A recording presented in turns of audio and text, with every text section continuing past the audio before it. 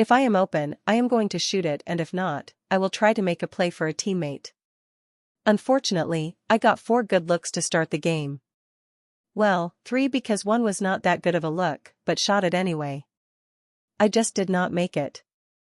If you start the game over, I miss the 3 looks, for looks again, I will probably shoot the bad one again too, so I trust the work I put in.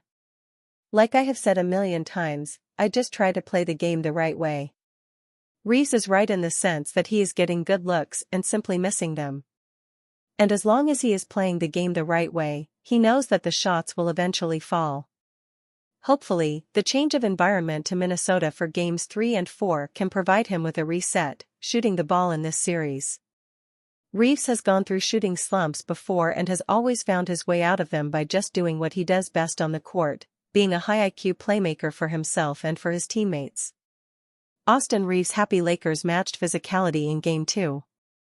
Austin Reeves admitted that the Lakers got punked in Game 1 and were outworked in every phase of the game. He believes that in Game 2, the Lakers responded well and matched Minnesota in terms of effort and toughness. All-Star guard calls out Lakers LeBron James for old man move. Los Angeles Lakers superstar LeBron James has seen and been through it all in the NBA. James is in his 22nd season in the NBA, and no matter what happens this season, he will likely enter his 23rd season next season. If that happens, James will enter his age 41 season after completing his age 40 season. James has been doing this for a long time, and it is safe to say that he has officially reached old man status in the NBA. The age of 40 is a significant number in professional sports, and it is clear that James is showing his age, especially around the younger players in the NBA. NBA All-Star and Pacers guard Tyrese Haliburton shared a story of how James was showing his age well before the 2024-25 season. "I'm kind of seeing how the age groups differentiate," said Haliburton. "We were calling LeBron James, Bron and KD, Kevin Durant, the UNC. Bron does some old head s*** now. We're sitting in the training room, he'll have his iPad on his chest, watching The Sopranos, no headphones on, and full volume. I walk in the training room, and nobody is saying anything to him. So I tap and tell him, 'You're literally the Beats guy. Why don't you have no headphones on?'" James has occasionally shown signs of his age on the floor, but it's even more apparent off of it.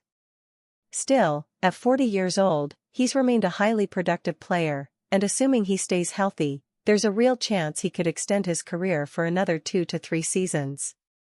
At this stage, it all comes down to how much more his body can handle, and whether he's willing to endure another grueling 82-game schedule and potential playoff run. Injuries have certainly taken a toll on James' career, particularly during his time with the Lakers. He's dealt with everything from groin strains to lingering ankle and foot problems, clear signs of wear and tear over a long career. Still, James has consistently shown his resilience. More often than not, he's played through pain and managed to perform at an elite level, regardless of the circumstances. At the end of the day, no one takes care of their body better than James, and he's proven that by playing 22 years in the league. JJ Redick slaps Lakers with harsh reality despite Game 2 win over Timberwolves. JJ Redick issues a reality check as the Lakers prepare for Game 3 against the Timberwolves. The Los Angeles Lakers evened their first-round series with a 94-85 win over the Minnesota Timberwolves on Tuesday night, but head coach JJ Redick made it clear that there's still work to be done. Speaking with the Los Angeles Times' Dan Woik, Redick offered a blunt assessment of the Lakers' offensive performance. 131K. "The tape showed we weren't very good offensively," Redick said. He noted the Lakers must find ways to create more thrust and pace moving forward. Los Angeles scored just 94 points while shooting 45.3% from the field and 20.7% from three-point range, connecting on only 6 of 29 attempts from beyond the arc. That output fell far below their season averages of 113.4 points per game on 47.9% shooting and 36.6% from three, where they typically hit 13.3 threes per contest. JJ Redick urges offensive improvement as Lakers prep for Game 3 versus Timberwolves. Despite the offensive struggles, the Lakers delivered a complete turnaround on the defensive end. In stark contrast to Game 1, when the Timberwolves scored 117 points on 51.2% shooting and knocked down 21 threes at a 50% clip, Los Angeles held Minnesota to just 85 points on 38% shooting from the field and 20% from three. The Timberwolves managed only 5 made three-pointers in Game 2. Luka Doncic once again anchored the Lakers with 31 points, 12 rebounds, 9 assists, and a block, showcasing his playoff poise and ability to carry the offense when needed. However, Redick's post-game reality check signaled the team can't rely on individual brilliance alone if they plan to advance. The series now shifts to Minneapolis, where the Timberwolves posted a 25-16 home record during the regular season. Game 3 is set for Friday at 9:30 p.m. Eastern Time on ESPN. With Games 3 and 4 on the road, the Lakers will aim to build on their defensive momentum while addressing Redick's concerns about offensive efficiency.